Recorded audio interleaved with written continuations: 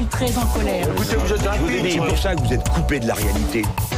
Et ce soir, j'ai le plaisir d'accueillir dans le studio d'Europe Soir la journaliste et directrice adjointe de la rédaction de l'Express, Anne Rosencher. Bonsoir Anne. Bonsoir Tout Julien. de noir vêtu, col roulé noir et masque noir. Et pourtant, c'est un coup de cœur que vous nous livrez ce soir. Alors que le sort de l'usine Bridgestone de Béthune est toujours en suspens et qu'une marche silencieuse a d'ailleurs eu lieu ce dimanche pour s'en inquiéter, vous avez choisi, Anne, de faire ce soir un plaidoyer pour l'industrie française. Oui, c'est terrible, Julien. À chaque fois ou presque qu'on parle d'industrie en France, c'est pour ajouter un couplet à la longue oraison funèbre des 3 dernières décennies qui a vu, rappelons-le, disparaître 2 millions d'emplois dans ce seul secteur. Alors à chaque fois, on s'étripe quelques jours au cours d'un cas emblématique, comme en ce moment Bridgestone, avec d'un côté les joyeux fatalistes de la finance, de l'autre côté les démagos de l'argent public, Oui. le tout rythmé avec les coups de menton des politiques auxquels plus personne ne croit plus. Bref, c'est un psychodrame chronique et bien réglé. Et ce qui est dommage, c'est qu'on ne parle jamais en vérité du diagnostic de fond. Et alors justement, le diagnostic, Anne, quel est-il ? Eh ben, d'abord qu'il va falloir reconnaître une erreur, c'est que les sociétés occidentales se sont trompées en pensant qu'elles pouvaient se passer d'industrie.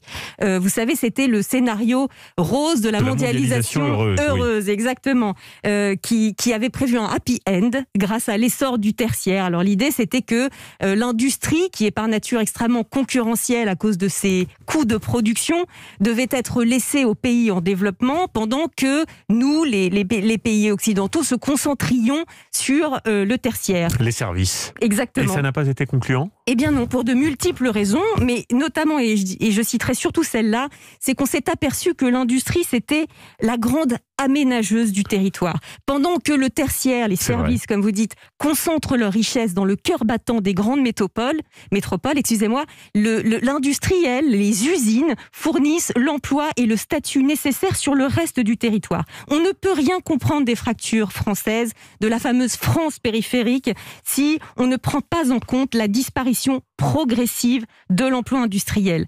L'emploi ouvrier, aussi dur que soit son quotidien, c'est quand même un statut qui correspond à un salaire, une dignité, oui. une possibilité de gravir les échelles. Et tout un écosystème social aussi. Exactement. Et je m'inquiète toujours quand j'entends parler de cette idée à la mode de revenu universel.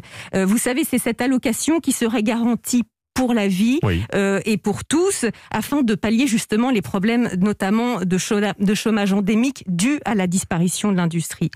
Et il y a quelques mois, on avait fait un sondage à l'Express, oui. Et on avait découvert que la population la plus hostile à cette allocation, c'était justement la population des Français les moins diplômés.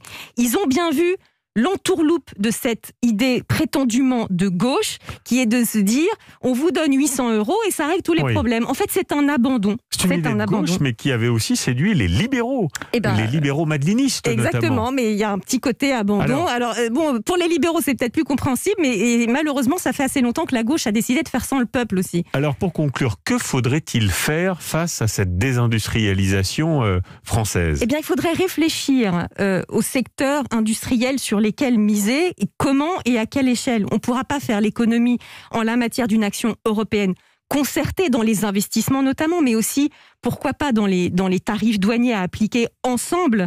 C'est cela dont il faut réfléchir, car ça entraîne bien plus que quelques points de chômage. C'est la structuration politique, sociale et géographique de nos nations qui sont en jeu.